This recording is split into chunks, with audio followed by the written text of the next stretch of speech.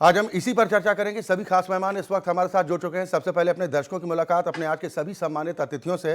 मेरे साथ विनय चौधरी जी हैं, आप प्रवक्ता हैं भारतीय जनता पार्टी के। महेश आर्या साहब हैं, प्रवक्ता हैं समाजवादी पार्टी के। समाजवादी पार्टी का पक्ष रखने के लिए हमारे साथ मौजूद हैं। आशीष दीक्षित जी हैं, आप प्रवक्ता हैं कांग्रेस पार्टी के। और वरिष्ठ पत्रकार विश्वेंद्र कुमार जी हमारे साथ इस चर्चा का हिस्सा हैं।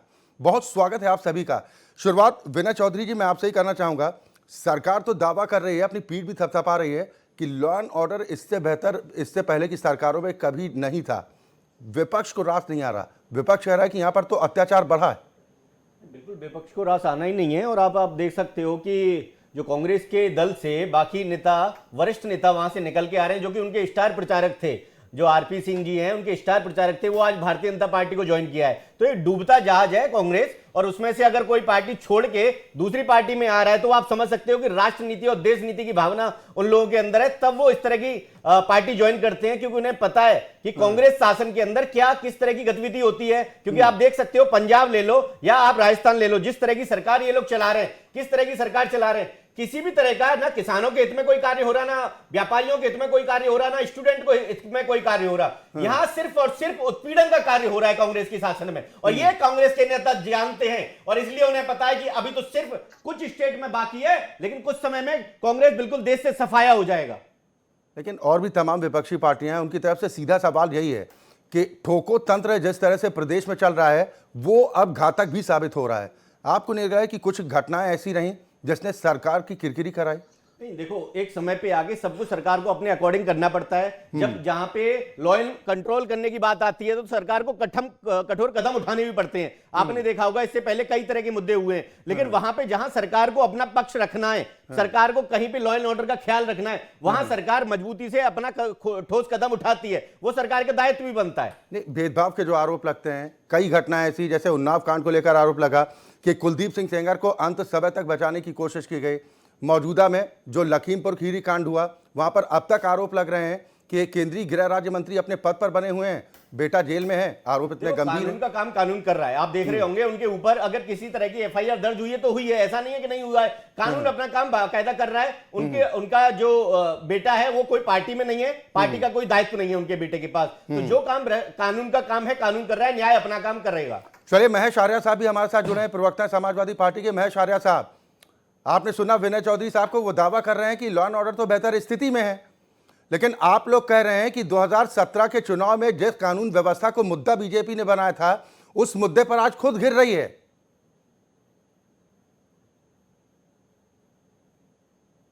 अभी जिस तरह से अभी प्रवक्ता बोल रहे थे, तो मैं समझता हूं कि अभी पूरे इतिहास पे एक बार नजर डाल रहे हैं कि 2017 में जब बीजेपी की सरकार बनी और उसके बाद सबसे पहले इनकी सरकार का क्या काम था। इन्होंने सबसे पहले क्या किया कि जो योगी जी के ऊपर जो आपराधिक मामले थे और वो डिप्टी सीएम थे, उनके ऊपर आपराधिक मामले थे। इसके अलावा बीजेपी के जो लीडर्स थे, इनके ऊपर बड़े बड़े आपराधिक मामले थे, उनको उन्होंने वापस लिया और ये क्लीन चिट देने की कोशिश की। अब बिल्कुल हम दाग साफ हो गए। उसके बाद अपराधियों के हौसले बढ़े, और हौसले बढ़ने के बाद सत्ता के संरक्षण में हुई, मैं समझता हूं कि इतनी उत्तर प्रदेश में घटनाएं हुई हैं जिनका बयान करना मैं समझता हूं कम पड़ जाएगा। क्योंकि आपको देखा ही होगा कि आपने यहाँ पर जब सबसे पहला कांड हुआ उन्नाव में, जो इनकी पार्टी का जो विधायक था, और विधायक ने उस बेटी के साथ रेप किया, उसके साथ किस तरह की जाति जुल्म हुआ, और उसके बाद पूरा प्रशासन शासन ने बचाने की लास्ट तक कोशिश किया। और पूरे जब मीडिया ने, पूरे देश की जनता ने, और चारों तरफ से यहाँ तक कि हाई कोर्ट और सुप्रीम कोर्ट को उसमें दखल करना पड़ा, तब उनकी गिरफ्तारी के आदेश करने पड़े। इसी तरह हाथरस में दलित बेटी के साथ जो जुल्म अत्याचार हुआ, उसका मर्डर हुआ, रेप हुआ, उसके बाद ऐसे समय पर आधी रात को उसको जला दिया गया। मैं समझता हूं कि किसी भी धर्म में ये अलाउ नहीं करता कि रात में जलाना। उसके बाद मिट्टी का डीजल तेल छिड़क करके लॉ एंड ऑर्डर के मामले में अभी आप देख रहे हैं कि इनका गृह मंत्री अजय सिंह मिश्रा टैनी, जो लखीमपुर खीरी के किसानों पर जबरन गाड़ी चढ़ा देता है और लोगों की हत्याएं कर देता है, मार देता है। उससे पहले वो स्पीच करते हैं, जिस लड़के की बात कर रहे हैं कि निर्दोष लड़का है, वो पदाधिकारी नहीं है। लखीमपुर खीरी जो घटना से पहले 2-3 दिन पहले जब वहां सभा कर रहे थे, वो ऐलान कर रहे थे कि मुझे मेरे असली रूप को आपने नहीं देखा, मैं 2 मिनट में आपकी आवाज को दबा सकता हूं। तो उस तरह की धमकियां देने के बाद और फिर वो घटना उसके सामने आई, घटना घटित हुई, तो तो मैं समझता हूँ अगर उत्तर प्रदेश की सरकार में लॉ एंड ऑर्डर की नाम की कोई चीज होती, यदि गुड गवर्नेंस की बात होती, योगी जी तो उस पर कंट्रोल करते। उसके बाद ही जो इन्होंने हेट स्पीच दे करके समाज में जो वो फैलाने की कोशिश किया, और उसी का परिणाम था लखीमपुर। चले, यानी कि आप भेदभावपूर्ण कार्रवाई के आरोप लगा रहे हैं कि भेदभाव किया जाता है, अपराधियों निश्चित पर रूप से कार्रवाई जाति के करने को आधार पर लेकर भी। ठोको। ये बताइए, पूरे देश को पता है, पूरे प्रदेश को पता है कि उत्तर प्रदेश के मुख्यमंत्री कहते हैं कि भाई ठोक देंगे, हम बुलडोजर चला देंगे। तो एक निष्पक्षता, एक मुख्यमंत्री जो होता है, एक राजा होता है, बाकी प्रदेश की जो देश की जनता होती है, वो पार्टी या दल के नेता के रूप में काम नहीं करना चाहिए, बल्कि उनको देश के राजा के रूप में ऐसा काम करना चाहिए कि वो सबके मुख्यमंत्री हैं, सबके प्रधानमंत्री लेकिन हैं, सवाल यहाँ पर सबके आशीष गृहमंत्री दीक्षित हैं। साहब, सवाल इस बात को लेकर भी उठेगा कि अगर अपराधियों में दहशत पैदा करनी है तो आरती तो उतारने का तरीका कोई है नहीं। उनको कम से कम सख्त मैसेज तो होना चाहिए कि अपराधों पर अंकुश हो। हालांकि कई घटनाओं का हमने जिक्र भी किया है जिसने योगी सरकार की जमकर भत पिटवाई, जमकर किरकिरी कराई, लेकिन ये कह देना कि उत्तर प्रदेश में जंगल राज कायम है, क्या वाकई में वो स्थिति है? क्योंकि पार्टी महासचिव आपकी कह रही हैं कि निर्दोषों पर अत्याचार की घटनाएं तो यहां पर बढ़ गई हैं, बाढ़ सी आ चुकी है। देखिए, निश्चित ही जब एक उत्तर प्रदेश का मुख्यमंत्री जब मुख्यमंत्री की शपथ लेने के बाद कुछ दिन बाद ही अपने ऊपर जो आपराधिक मुकदमे उसको वापस ले लेता है, जो भारतीय जनता पार्टी में अपराधी होते हैं या भारतीय जनता पार्टी के संरक्षण जिनको प्राप्त होता है या कहीं ना कहीं योगी आदित्यनाथ जी मुख्यमंत्री के करीबी होते हैं, उन पे कार्रवाई नहीं होती है, इनोसेंट लोगों पे कार्रवाई होती है। हाथरस की घटना में महिला को परिवार को उसका सब नहीं सौंपा जाता है, उसको आग जला दी जाती है, उसको जो है आनंद फानन में जो है साक्ष्य मिटाने के लिए उसकी जो है पूरी तरीके से जो है उसको जला दिया जाता है। और पूरी तरीके से अपराध महिलाओं पे हो, चाहे युवाओं पे हो, चाहे एक तरीके से पूरी तरीके से भारतीय जनता पार्टी। एक सवाल इस बात को लेकर भी उठ रहा है कि ठीक है, अगर किसी भी स्टेट में अगर कानून व्यवस्था की स्थिति बेहतर नहीं होती है, अपराधों पर अंकुश नहीं लग पाता है, सवाल उठने चाहिए। लेकिन एक सवाल आप पर भी उठेगा कि क्या सियासत का मौका कांग्रेस पार्टी ढूंढ रही है कि जो कांग्रेस शासित प्रदेश हैं, एग्जाम्पल के तौर पर राजस्थान ले लीजिए, वहां पर भी अत्याचार की, अपराधों से जुड़ी कई ऐसी घटनाएं सामने आई जिस पर कांग्रेस पार्टी हाईकमान की तरफ से कोई रिएक्शन नहीं दिया गया। उसको क्या माना जाए कि दूसरों के दाग दिखाने की कोशिश ज्यादा होती है?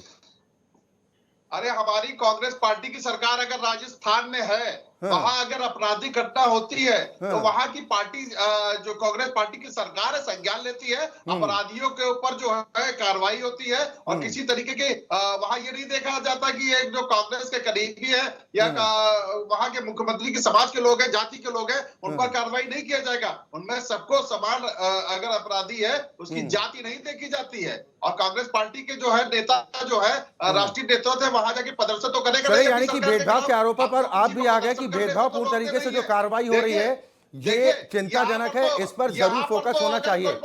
मैं दीक्षित जी वापस आपके पास आऊंगा, एक रिएक्शन विश्वेंद्र कुमार जी का भी बेहद जरूरी है। घटना में मोदी जी, अमित शाह ने जो है कार्रवाई करी, उन्होंने संज्ञान लेने का काम किया, योगी जी से नहीं लिया, मगर वहां पर अगर कोई कार्रवाई होती है या कोई घटना होती है, घटित होती है, तो मैं दोबारा आपके पास आऊंगा विश्वेंद्र कुमार जी। जो हम उत्तर प्रदेश, जो देश का सबसे बड़ा सूबे के तौर पर पहचान जिसकी होती है, इतना बड़ा क्षेत्रफल जिसका, इतनी बड़ी आबादी यहाँ पर है, उस लिहाज से क्या परिवर्तन महसूस किया पिछले 5 वर्षों के दौरान? क्योंकि 2017 का जब चुनाव विधानसभा का हुआ था, उस वक्त कानून व्यवस्था सबसे अहम मुद्दों में एक था। आज परिवर्तन हुआ है, क्या स्थिति? देखो अक्षय जी, सबसे पहले तो मैं आपको एक बात की बधाई देना चाहूँगा कि आपने जो मुद्दा लिया है वो धर्म से, जाति से ऊपर उठकर लिया, और वो मुद्दा लिया जो जनता से जुड़ा हुआ है, सुरक्षा का मुद्दा लिया। इसके लिए आपको और आपकी पूरी टीम को, चैनल्स को बहुत बहुत बधाई। नंबर 2, आपने कहा कि भाई ये बड़ा प्रदेश है और इसकी स्थिति 2017 में क्या स्थिति थी। 2 सवाल है, पहले मैं उसका जवाब दूं, थोड़ा पीछे चलना पड़ेगा। आज हमारे उत्तर प्रदेश के स्थापित होने के, जो स्थापना हुई थी, 72 साल 1 दिन और लगभग 19 घंटे हो चुके हैं।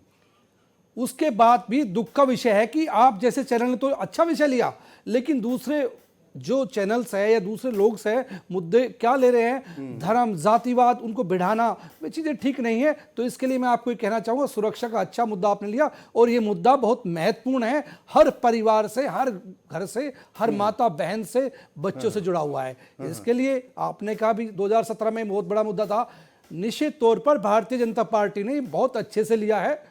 ये तो नहीं हम कहेंगे राम राज्य आ चुका है, लेकिन भारतीय जनता पार्टी इसके लिए बधाई की पात्र है कि 2017 से पहले और 2017 के बाद प्रदेश में, उत्तर प्रदेश में रहने की स्थिति और महिलाओं की, बहनों की, दिन की, रात की बहुत बदलाव हुआ है। सरकार की तरफ से कहा जा रहा है कि हमने पुलिस को पूरी छूट दे रखी है कि अपराधों पर अंकुश करना है, किसी तरह का कोई दबाव नहीं होगा।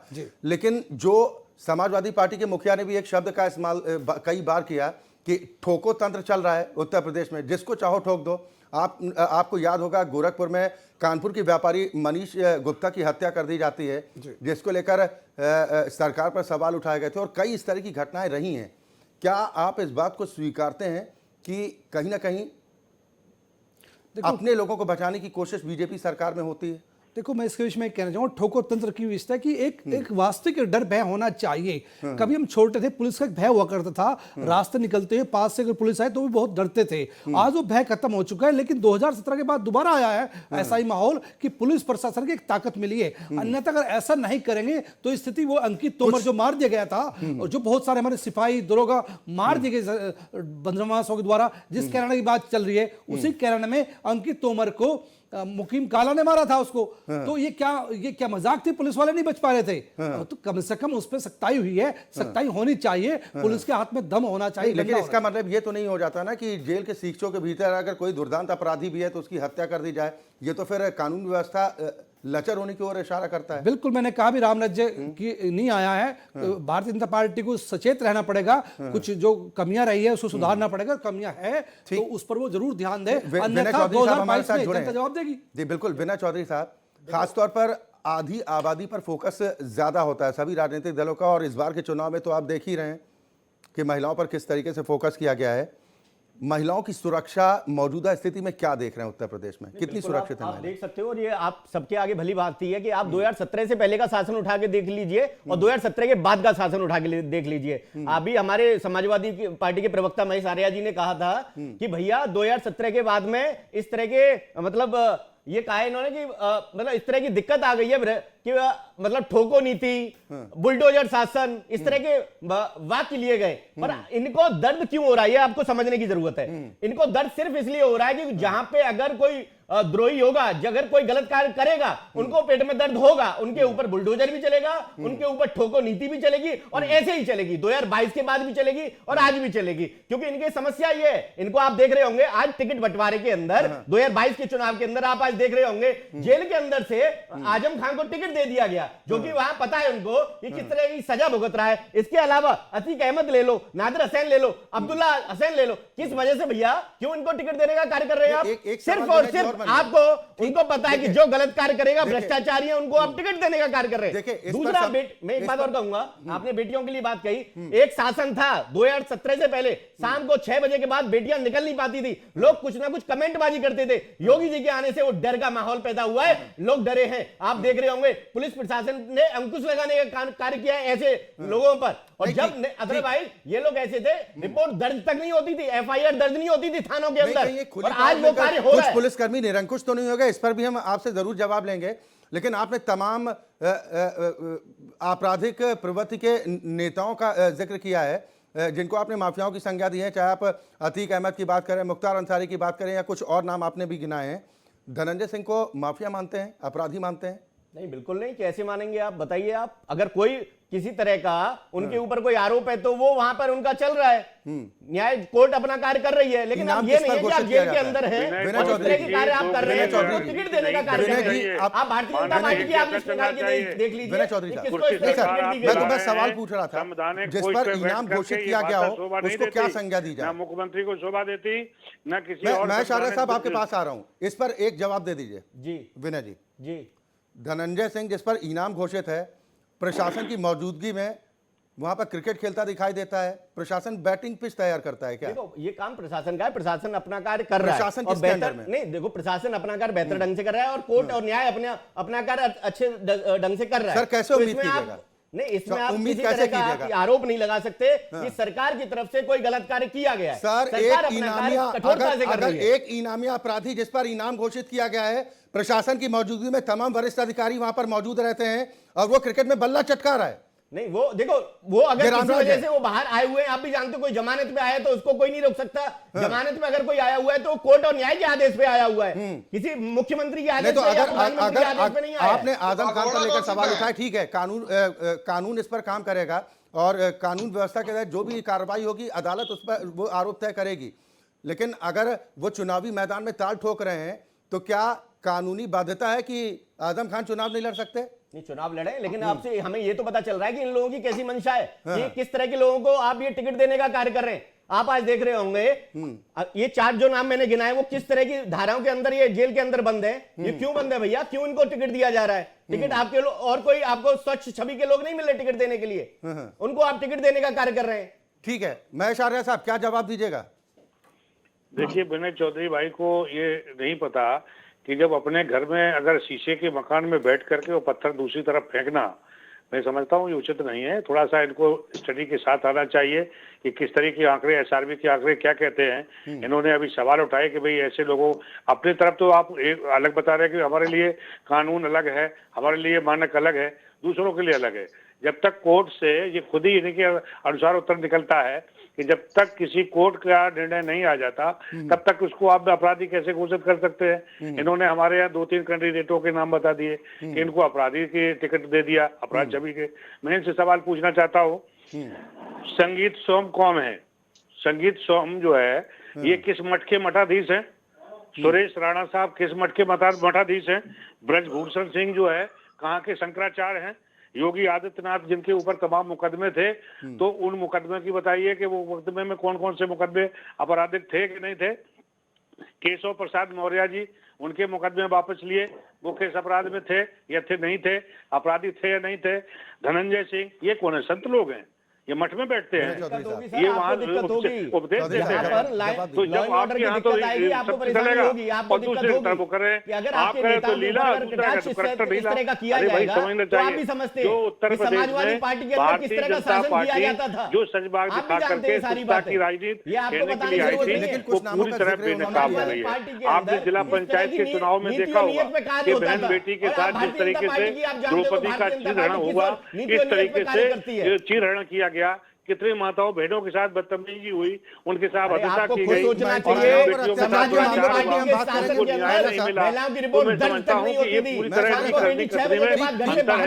ये पूरी तरीके से गौरव राज है, पूरी तरह से शासन इस पर एक रिएक्शन दे दीजिए। कुछ नाम उन्होंने गिनाए कि उनको कौन सी संत की उपाधि दी गई है, कहाँ के मठाधीश या फिर शंकराचार्य हैं, जो नाम उन्होंने गिनाए हैं। क्योंकि ये बुलडोजर, ये मुख्यमंत्री जी की भाषा, न्याय अपना काम करता है, वो अपना कार्य कर रहा है। जिस तरह के सर, कोई दूसरों को सर्टिफिकेट कैसे दे सकते हैं? जब तक दूसरों पर भी आरोप वहाँ पर बुलडोजर चलाने की बात करते हैं, तो बुलडोजर में भी जब इनकी पार्टी का होता है। सर, ये बात तो दूसरों पर भी लागू होती है ना, ये बात तो दूसरों पर भी लागू होती है ना। कानून तो सबके लिए बराबर है, या कुछ हिसाब किताब ऊपर अगर वो जेल के अंदर है और जेल के अंदर से आप टिकट देने का कार्य कर रहे हैं, तो आप समझ सकते हो कि किस तरह की मंशा की बात कर रहे हैं। अतीक अहमद, अभी धनंजय सिंह का जिक्र आया, अभी धनंजय सिंह का जिक्र आया, आपने कहा कि अदालत की तरफ से जमानत दी गई, अभी आपने जिक्र किया तो कंपेयर करने की बात कर रहे हैं। अतीक अहमद और हमारे केशव प्रसाद मौर्य को कंपेयर करने की बात कर रहे हैं।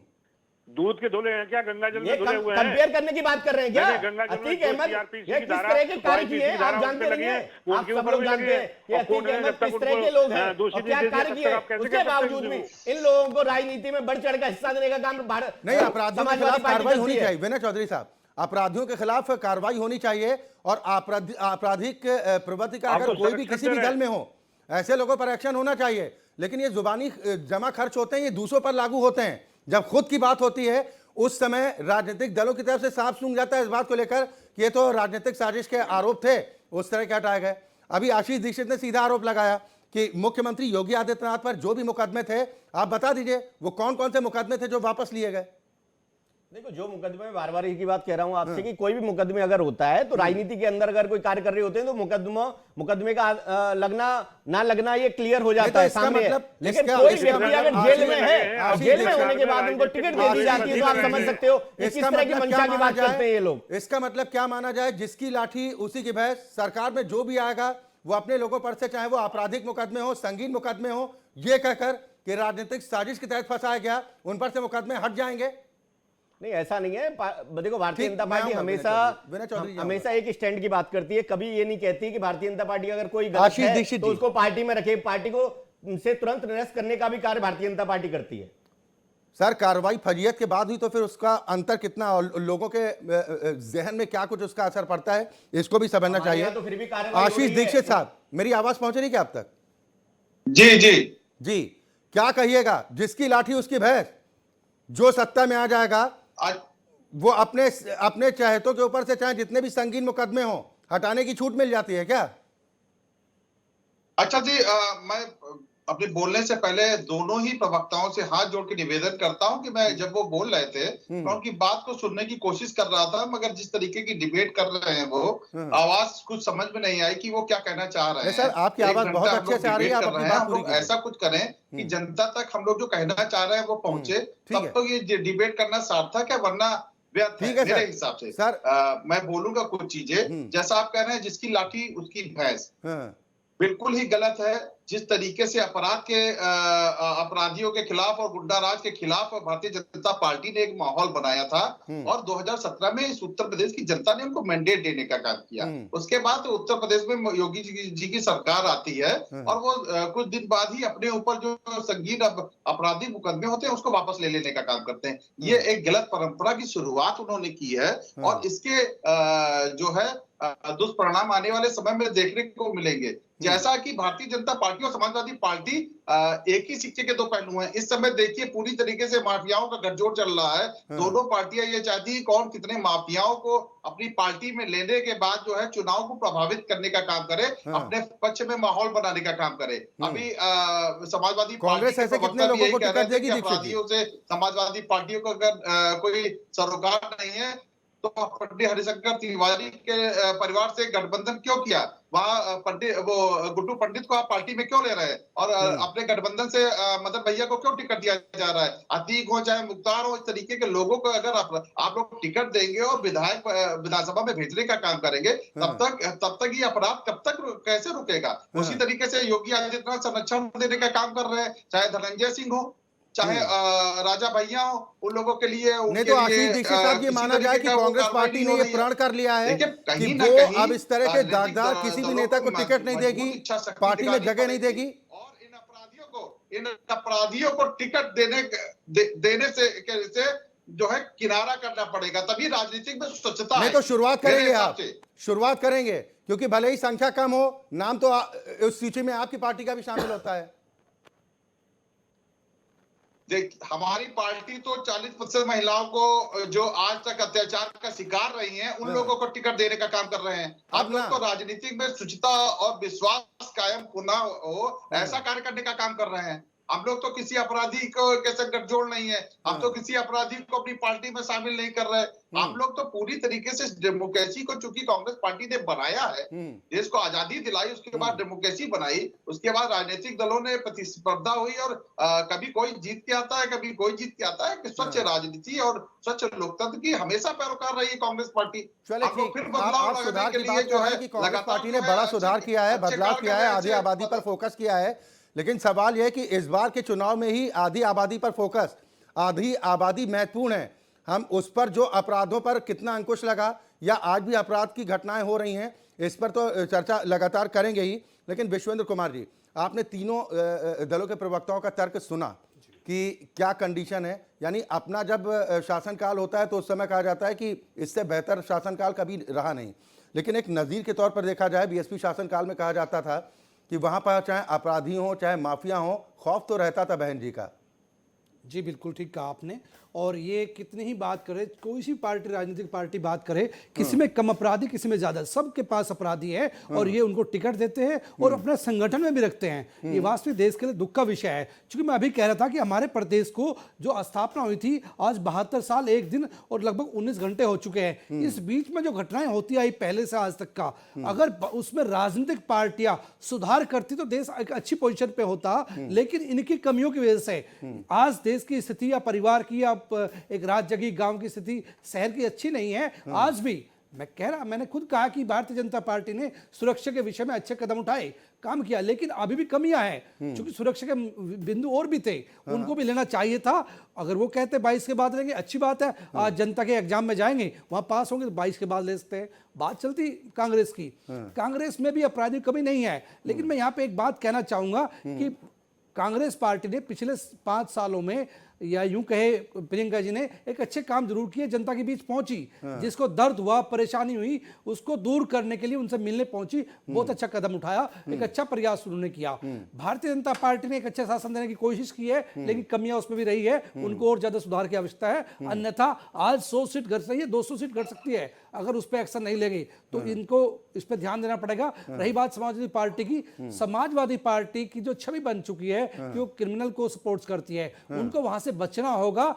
जो एक 17 में स्थिति थी, 2012 से 17, आज उसमें सुधार की उम्मीद थी, लेकिन टिकट देने से वो खराब हुई है, तो उनको वहां बचना चाहिए था, उससे उनको लाभ मिलता। चूंकि कुछ भी कहे कोई भी पार्टी, लेकिन सुरक्षा मुद्दा बहुत महत्वपूर्ण है। जब एडीआर की रिपोर्ट सामने आती है, वो सारे दलों की सच्चाई की पोल खोल देती है। जी बिल्कुल। उसमें जब आंकड़े सामने आते हैं कि कितने संगीन मामले किस उम्मीदवार पर इनको टिकट राजनीतिक दलों की तरफ से दिया जाता है, जी, उसमें तो सारी सच्चाई सामने आ जाती है। जी और विनय चौधरी साहब, भारतीय जनता पार्टी की इस सूची में ज्यादा संख्या दिखाई देती है। नहीं, ऐसा नहीं कह सकते कि ज्यादा संख्या दिखाई देती है। और दूसरा, मैं पहले एक बात और खत्म करूंगा, जो हमारे कांग्रेस के प्रवक्ता ने हमें बताया कि भारतीय जनता पार्टी का किस तरह का रूप रहता है और समाजवादी पार्टी के बारे में बताया, तो मैं इनसे पूछना चाहूंगा कि ये आज तय करते हैं, जो 70 साल से जो देश को ठगने का कार्य करते हैं, घोटालों की सरकार बोली जाती है, जो 70 साल से लूट खसोट के खा गए पूरे देश को, वो आज शासन चलाना सिखाते हैं भारतीय जनता पार्टी को।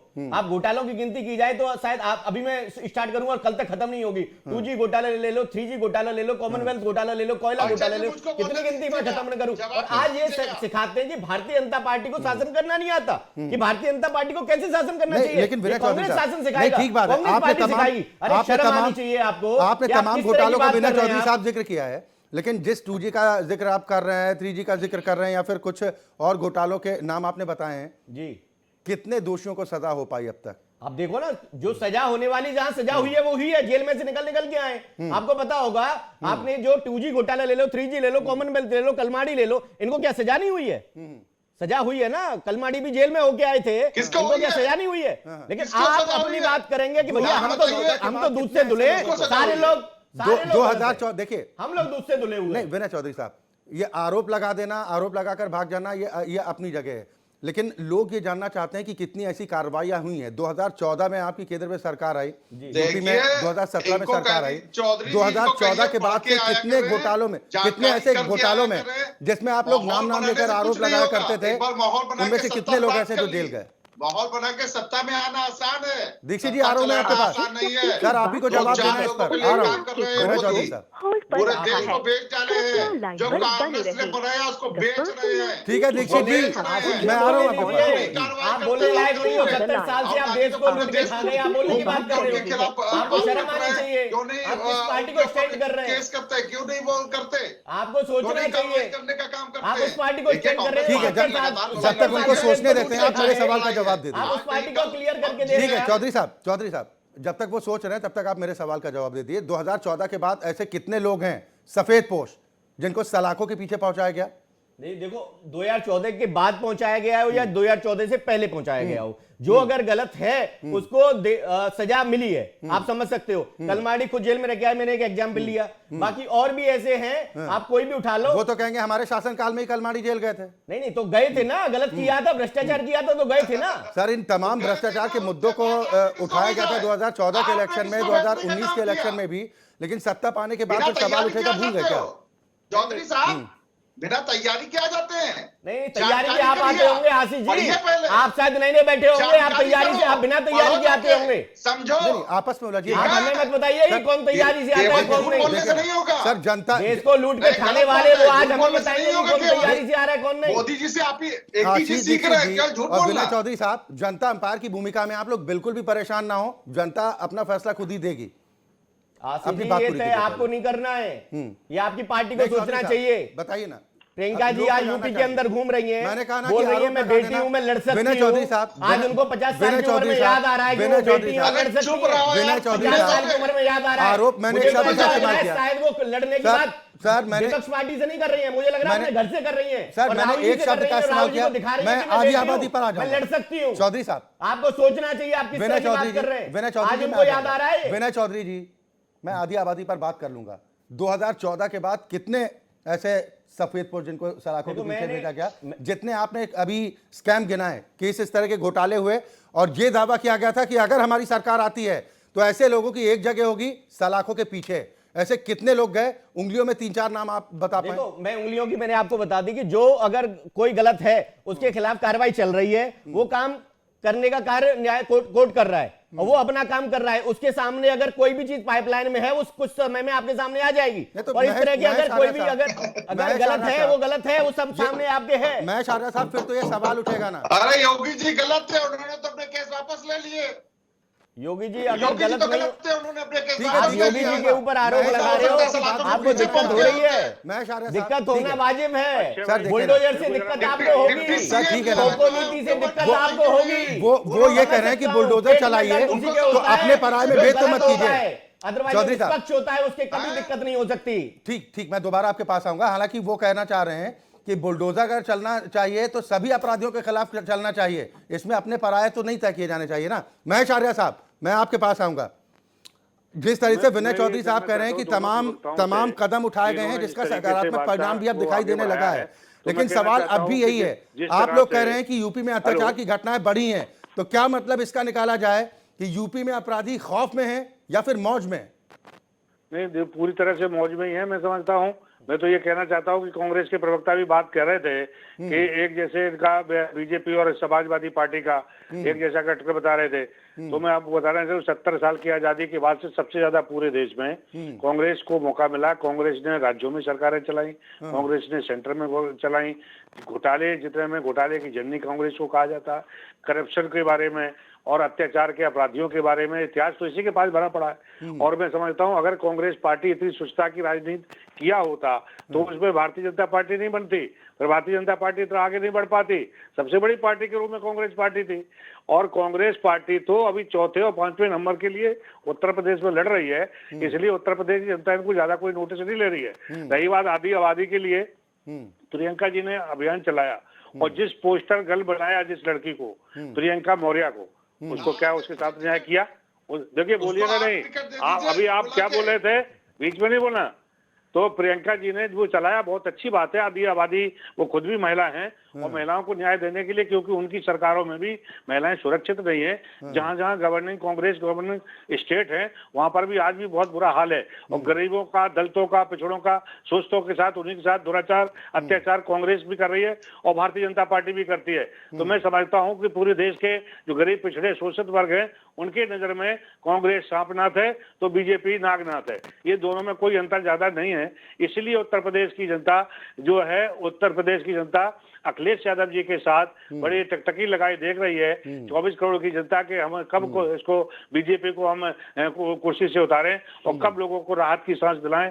क्योंकि जब जो वादे करके आए थे योगी जी, तो वो एक भी वादा पूरा नहीं किया। इन्होंने कहा कि हम लोगों को जॉब देंगे, जॉब नहीं दे पाए। इन्होंने कहा कि हम लोगों की सुरक्षा करेंगे, बहन बेटियों की रक्षा करेंगे, उसमें पूरी तरीके से उत्तर प्रदेश अपराधी अभी जब शुरुआत की थी आपको अपने पता ही वक्तव्य है, की, अपने ही नेताओं उन्होंने कहा कि उत्तर प्रदेश में जो मूल मुद्दे हैं उन मुद्दों पर हो चुके हैं, डिबेट होनी इनकी चाहिए, जो उस पर सत्ता बातचीत की होनी राजनीति चाहिए। करने के लिए लेकिन बात तो बीजेपी समझ की जाती है देखो, हिंदू देखिए दीनदयाल मुसलमान उपाध्याय जी बात पूजनीय समझ हैं जाती है और मैं समझता हूँ उनको आदर्श कब्रिस्तान मानते हैं। तक आज इनकी पार्टी में कोई दीनदयाल विकास के उपाध्याय मुद्दे तो करेक्टर का गाँव हो लीडर जाते है। हैं ना। अटल बिहारी उत्तर प्रदेश वाजपेयी का जैसे बड़े सम्मान राज्य पक्ष जहाँ की विपक्ष सियासत सारे के लोग बारे किया में कहा करते जाता है थे कि जातिवाद और हमेशा से उनको हावी कोई रहा है। सम्मान दिया जा रहा है। लेकिन मैं आपका ही उनके सवाल आगे करेक्टर का बढ़ा कोई लीडर रहा है। हूँ। आपने अटल एक जो को संज्ञा दी एल के सांपनाथ की, आडवाणी एक को जी संज्ञा दी उन्होंने नागनाथ की। साइड में बर्फ अब लगा तय दिया। कीजिए आशीष इस दीक्षित तरह जी, से विचारधारा के कांग्रेस लोग, पार्टी फांसीवादी विचारधारा के लोग सांपनाथ आगे है, आ रहे हैं, नागनाथ है। दक्षिणपंथी लोग आगे आ रहे हैं। तो निश्चित रूप से उत्तर प्रदेश की जनता जी, अच्छा पूरी जी। तरह से, चाहे कोरोना जी। के मामले के कार्यकाल हेलो। तो उत्तर अच्छा प्रदेश जी। में सबसे जी, जी, ज्यादा आशीष जी। अपोजिशन में रहते हुए समाज इनको शांत करा दीजिए तो मैं सुन लूं। ठीक है सर, अपनी बात पूरी कीजिए, अपनी बात पूरी कीजिए। मैं अच्छा, महेश आर्या साहब अच्छा दोबारा जी, आपके पास देखिए, आऊंगा। कांग्रेस पार्टी एक विचारधारा है जिसने देश को बनाने का काम किया, देश को आगे बढ़ाने का काम किया। हाँ। हमने कभी भी जाति के नाम पे राजनीति नहीं की, हाँ। हमने कभी धर्म के नाम पे राजनीति नहीं की, हाँ। उसका हमको नुकसान भी हुआ हाँ। कि हम सत्ता से दूर हो गए। हाँ। मगर ये धर्म की राजनीति में आके धर्म की चाशनी चटनी नहीं तो के आपके बाद सेकुलरिज्म पर उत्तर लोगों प्रदेश का की भरोसा जनता ने क्यों देख नहीं रहा? लिया है उत्तर प्रदेश का क्या दीक्षित हाल जी, हुआ। ये जाति की आपकी राजनीति पार्टी के सेकुलरिज्म पर में भरोसा आने क्यों के टूट बाद, गया अचानक से? जातियों में लहू रचने के बाद जनता ने उत्तर प्रदेश का हाल देख लिया है। हाँ। जब कांग्रेस पार्टी की सत्ता थी, हाँ। नारायण दत्त तिवारी जी मुख्यमंत्री हुआ करते थे, हाँ। विकास के पायदान पे उत्तर प्रदेश चौथे पांचवें के स्थान पे होता था। 30 सालों से के बाद आज समाजवादी पार्टी की सत्ता आई, बसपा की आई, भाजपा की आई, इन लोगों ने उत्तर प्रदेश को नोचने का काम किया। आज विकास के पायदान पे उत्तर प्रदेश 24वें स्थान पे है। सर, कांग्रेस का जनाधार जिस तरीके से खोया, इसके पीछे की वजह क्या मानते हैं आप? आपने इतने अच्छे काम गिनाए कि जब तक कांग्रेस सत्ता में थी तब तक उत्तर प्रदेश को उत्तर प्रदेश था। पूरी बात हो जाने दीजिए। आपकी इसकी बेमाता है, ठीक है आर्य साहब, अपराधी की बेमाता है, ठीक है, दीक्षित जी की बात करने दीजिए। कांग्रेस पार्टी सबके लिए जानी जाती है, इसलिए कांग्रेस मुक्त भारत हुआ जा रहा है। मैं समझता हूं कि अब नए विकल्प की जरूरत है। समाजवादी पार्टी एक उत्तर प्रदेश में के साथ चले ठीक, देखिए वो कह रहे हैं कि कांग्रेस पार्टी का जो हाल है और आने वाले वक्त में समाजवादी पार्टी विकल्प के तौर पर खड़ी होगी, लखनऊ में नहीं आए, राष्ट्रीय वो फलक पर। लखीमपुर में नहीं आए तो लखनऊ में भी नहीं आएंगे, मुख्यमंत्री की कुर्सी पे भी नहीं आएंगे। पूरी तरीके से जो है आप लोग गलतफहमी में हैं। जातियों का जो इस तरीके का वो कर रहे हैं, जाति के नाम पे फिर बंटवारे की कोशिश कर रहे हैं, ये उनकी आखिरी कोशिश है।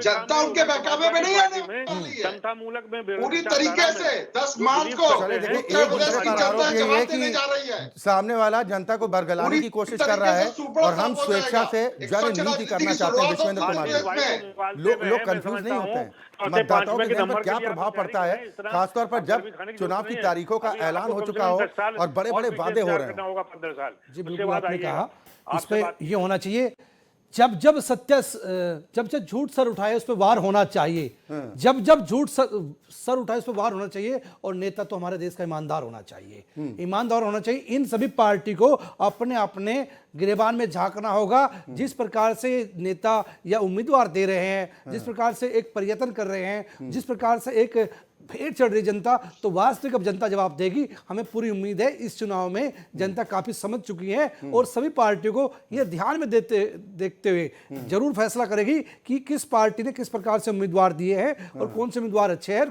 कौन सी पार्टी कितना झूठ और कितना सच बोलती है।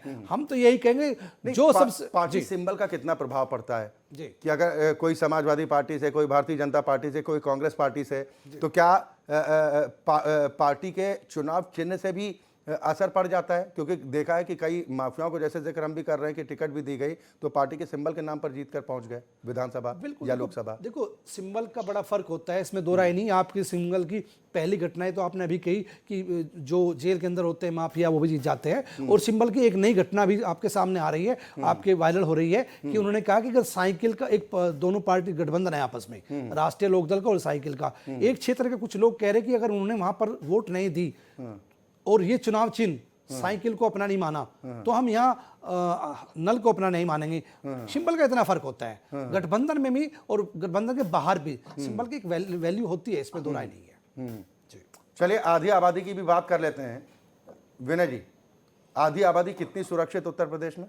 बिल्कुल सुरक्षित है। आप देख सकते हो आधी की पूरी आबादी सुरक्षित है। भारतीय जनता पार्टी का हमेशा से नारा रहा है सबका साथ सबका विकास का, और उसको मूल रूप नारे को लेकर भारतीय जनता पार्टी कार्य कर रही है। आप आज देख रहे होंगे पूरे भारतीय जनता पार्टी उत्तर प्रदेश के अंदर है या जहां जहां भारतीय जनता पार्टी का शासन है वहां किस तरह से शासन चल रहा है। एकदम मतलब किसी हर तरह के भ्रष्टाचार पे अंकुश लगने का कार्य किया भारतीय जनता पार्टी ने, वो कार्य आप देख सकते हैं। दूसरा मैं ये कहूंगा, अशोक दीक्षित जी ने जो कांग्रेस के प्रवक्ता हैं, उन्होंने एक बात कही थी अभी कि भारतीय जनता पार्टी ने ये कार्य किया है कि जाति और धर्म में बांटने का कार्य भारतीय जनता पार्टी ने कहा। अभी आपने अभी यही कहा गया था अशोक दीक्षित के द्वारा कि धर्म की राजनीति भारतीय जनता पार्टी ने चालू की है। लेकिन मैं ये पूछना चाहता हूँ कि भारतीय जनता पार्टी ने धर्म की राजनीति चालू की है जब भारत तेरे टुकड़े होंगे इंशाअल्लाह इंशाअल्लाह कहने वाले लोग, जब ये कांग्रेस के नेता वहां जाके उनका समर्थन करते हैं, उनका साथ देते, तब आपका धर्मनीति कहां गई थी? तब आप उनके साथ खड़े हो गए थे, तब आपको चिंता नहीं हुई थी, तब आप उनकी बात कर रहे हो। आज हम टुकड़े टुकड़े की बात नहीं करते हैं, उत्तर प्रदेश की बात कर रहे लेकिन हैं। ये जिस तरह की बात करते हैं आज ये हमें धर्म और जाति की बात सिखाते हैं। मैं चाह रहा था प्लीज आप सभी मेहमानों से रिक्वेस्ट है इस बात को लेकर। बातें आप लोग सर आप सभी मेहमानों से रिक्वेस्ट है, अगर बारी बारी से अपनी बात रखेंगे ना तो आप अपनी बात लोगों तक बेहतर तरीके से पहुंचा पाएंगे और लोग समझ पाएंगे, लोग समझ भी पाएंगे। ठीक, मैं आर्य साहब और आशीष भाई, मैं आ रहा हूं आपके पास। जो है झूठ का पर्दाफाश कर महेश आर्य साहब, दीक्षित जी, मैं आ रहा हूं आपके पास। 80 मैं विनय जी, ठीक है, सुनिए ना। 80 और 20 सुनिए, का मामला हो गया है, सुनिए ना। इनको दिक्कत होगी जहां पे 80 एक हो गया है। देखिए, उनको फिर आप दिक्कत उलझा है। रहे हैं, फिर आप उलझा रहे हैं 80-20 के खेल नहीं, में। ये इनको दिक्कत सर, है, इनके पेट उलझाइए में मत, दर्द है, आप उलझाइए समझ मत। सकते हो हम कि किस तरह आधी की आबादी बातें कर रहे हैं। अभी तक धर्म आधी और आबादी जाति की को बात लेकर कर आप रहे लोग- हैं। ये हमसे कह रहे हैं कि भारतीय जनता पार्टी ने राजनीति चालू की है धर्म और जाति की। इनको खुद अपने गिरबार में झांकना चाहिए। ये हमें सिखा रहे हैं कि धर्म और जाति की राजनीति आप कौन लोग करता बार है। बार आधी आबादी का जिक्र कर रहे ये हैं, हमें आधी सिखा रहे हैं आबादी को धर्म और लेकर जाति की कितनी चिंता है। राजनीति कौन करता है। अब आधी आबादी पर सवाल पूछ रहा हूं तो सर उसका जवाब तो हो जाए ना।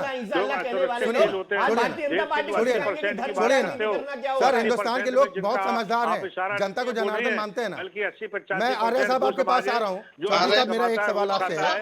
आपने कहा कि उत्तर प्रदेश में सिर्फ आधी आबादी नहीं, पूरी आबादी सुरक्षित है, लेकिन एनसीआरबी के आंकड़े जो हैं वो आपकी बात से इत्तेफाक नहीं रखते। हालत ये है कि उत्तर प्रदेश, चाहे उसको आप ये कह दें कि देश का सबसे बड़ा सूबा है, इस नाते अपराध की घटनाएं ज्यादा हैं, लेकिन आज भी अव्वल है महिला अपराध के मामले में। ये हम नहीं कह रहे हैं, ये आंकड़े कह रहे हैं। सर, आप देख सकते हो 2017 के बाद और 2017 से पहले आप किस तरह के आप देख सकते हो किस तरह का रेशियो है। आज के टाइम पे किस तरह का शासन चल रहा है। आप आज देख रहे होंगे किसी भी तरह की अगर कोई छोटी मोटी घटना हो जाती है तो मुख्यमंत्री यदि खुद डायरेक्ट एक्शन लेने का कार्य करते हैं। अगर कोई गलत होता है उनके पोस्टर रिलीज कर दिए जाते हैं, उनका नाम रिलीज कर दिया जाता है और उनकी घर की कुर्की करने का कार्य करता है। इस वजह से अगर कोई गलत है तो वो घर में जाके छुप जाता है। आज आप देख रहे होंगे गुंडों के किस तरह के आतंक खत्म हो गया गुंडों का। कहीं गुंडे दिख नहीं रहे, या तो गुंडा बोलता है या तो भैया मेरे को जेल के अंदर कर दो या मेरे को घर के अंदर कर दो, मैं किसी तरह का गलत कार्य कुलदीप नहीं सेंगर करूंगा। कांड में ये किरकिरी डर हुई। बनाने का काम भारतीय जनता कुलदीप पार्टी ने सेंगर किया, कांड माननीय में, मुख्यमंत्री योगी आदित्यनाथ जी ने किया है। उन्नाव कांड में किरकिरी हुई सरकार की, आप मानते हैं कि उस दौरान चूक हुई थी सरकार से? उन्नाव कांड के अंदर भी पार्टी का एक सिपाही जो कि पार्टी का हमारे शीर्ष नेतृत्व ने उसने बिल्कुल तरीके से कार्य किया। शासन ने अपना कार्य किया और सरकार ने अपना कार्य किया, मुख्यमंत्री जी ने अपना कार्य किया। कहीं हो सकता है कि कहीं हो सकता है कि थोड़ा बहुत ऊपर नीचे दिक्कत हो सकती है, क्योंकि उस समय सर मैं एक बात क्लियर करूंगा, उस समय सर आप देख रहे होंगे जांच का विषय था, जांच चल रही थी उस समय। जांच क्लियर होने के बाद उनके ऊपर तुरंत एफआईआर दर्ज की गई है। तो ये ऐसा नहीं है कि मुख्यमंत्री ने एफआईआर नहीं होने दी है, एफआईआर हुई है, ये आप भी जानते हैं। तो क्लियर तरीके से किन परिस्थितियों में हुई है, किन परिस्थितियों में जब पीड़ित परिवार की बेटी आके दाह करने के लिए पहुंचती है, जब मामला जमकर सुर्खियां बटोरता है, उसके बाद तक फिर वरना सर डीएमएसएसपी पर कार्रवाई कब हुई थी? डीएमएसएसपी पर कार्रवाई जांच के बाद ही पता चलेगा और जांच के बाद पार्टी ने अपना क्लियर स्टैंड कर दिया। दूसरों को तो आप चाहते हैं कि फांसी पर लटका दिया जाए आरोप लगने के बाद, और बाकी जब जहां अपनों की यही तो बात कर रहे हैं कि क्या भेदभावपूर्ण कार्रवाई होती है। महेश आर्य साहब, सवाल ये है कि कानून तो सबके लिए बराबर होता है ना, उसमें क्या हम जो भी अपराधी है उसके खिलाफ एक्शन होना चाहिए, कानून का तकाजा तो यही कहता है। मैं पहले से ही या अपने और गैरों में परिवर्तन होगा। भेद मैं पहले से ही बोल चुका था कि ये पक्षपाती जो सत्ता में बैठते हैं, तो मैं समझता हूं कि वो पूरा प्रदेश के, जो उत्तर प्रदेश की बात करें तो 24 करोड़ की जनता के मुख्यमंत्री हैं माननीय योगी आदित्यनाथ जी और बीजेपी की सरकार। लेकिन अफसोस इस बात का होता है कि बड़े से बड़े पद पर धारण करने वाला व्यक्ति, संवैधानिक पद पर बैठने वाला व्यक्ति, वो दलीय स्थिति से ऊपर नहीं उभर पाता। वो भारतीय जनता पार्टी का कार्यकर्ता के रूप में काम करता है, वो आरएसएस का संघी कार्यकर्ता के रूप में काम करता है और जनता के साथ अन्याय करता है, इसीलिए उनके ऊपर उंगली उठती है। मैं समझता हूं कि यदि उन्होंने न्याय किया होता उन्नाव कांड में, तो जो उच्च न्यायालय को, सर्वोच्च न्यायालय को उसमें दखल नहीं देना पड़ता। अगर उन्होंने न्याय किया होता हाथरस की बेटी के मामले में, तो सुप्रीम कोर्ट को न्याय करना नहीं, दखल नहीं करना पड़ता। लखीमपुर के मामले में भी बार बार जब सुप्रीम कोर्ट ने संज्ञान लिया, पूरे उत्तर प्रदेश की जनता ने संज्ञान लिया, आपके मीडिया के चैनलों ने संज्ञान लिया, बाद लास्ट तक उसको बचाने की कोशिश की गई और उसके बाद में अभी तक उसका रिजाइन नहीं हुआ। अगर स्वच्छता की बात करते हैं तो पद तो आते जाते रहते हैं, तो आपने क्यों उसको नहीं किया? क्योंकि उनको मालूम था कि चुनाव हो रहा है, चुनाव में मतदाताओं फर्क पड़ेगा, उनकी जिस वर्ग से वो आते हैं वो रूठ जाएगा, नाराज हो जाएगा और इनकी जमानतें जब्त हो जाएंगी। चलिए, इसलिए यानी कि जब तक उनको अपराधियों के भारतीय खिलाफ जनता पार्टी भी रूठने और मनाने पद पे वाली बनाए बात हुए होती है है। और मैं पूरे आशीष देश दीक्षित साहब प्रदेश आपके की पास, जनता सर, उनके क्योंकि अब हम इस्तीफे की चर्चा मांग के करते समापन रहे, की ओर बढ़ लेकिन रहे वो हैं। नहीं किया गया। आपने आशीष इतना जिक्र दीक्षित किया, साहब, मुजफ्फरनगर का भी मैं जिक्र कर देते। चौधरी साहब, मुजफ्फरनगर का भी मैं जिक्र कर आशीष देते। दीक्षित साहब, अपने शासन काल में किस तरह की हालत कर दिए थे ठीक मुजफ्फरनगर है ना में, सर, सर, वो सत्ता जिक्र नहीं परिवर्तन करेंगे किस आप। उम्मीद के साथ हुआ था? म्यूट करिए पहले। जिन उम्मीदों के साथ हुआ था, क्या वो उम्मीदें पूरी हुई? हम तो इस पर चर्चा कर रहे हैं, मैं आऊंगा आपके पास। लेकिन दीक्षित जी, सवाल इस बात को लेकर है, आपको नहीं लगता कि खाकी को दागदार करने वालों पर भी सख्ती होनी चाहिए, जो खाकी को बदनाम करते हैं, या फिर खादी को जो बदनाम करते हैं, सत्ता की धौंस दिखाते हैं, उन पर भी एक्शन होना चाहिए? निश्चित ही होना चाहिए। और जनता ने इनको जिस तरीके का मैंडेट दिया था, बहुत उम्मीदें थी, मगर जिस तरीके से लगातार थानों पे कब्जे रहे अपराधियों के, अब भी और अपराधी और पुलिस की साठगांठ के साथ अपराध होते रहे और मुख्यमंत्री जी मौन होके बैठे रहे, कोई भी कार्रवाई नहीं हुई। चाहे महिलाओं पे तो सबसे ज्यादा अत्याचार हुआ है।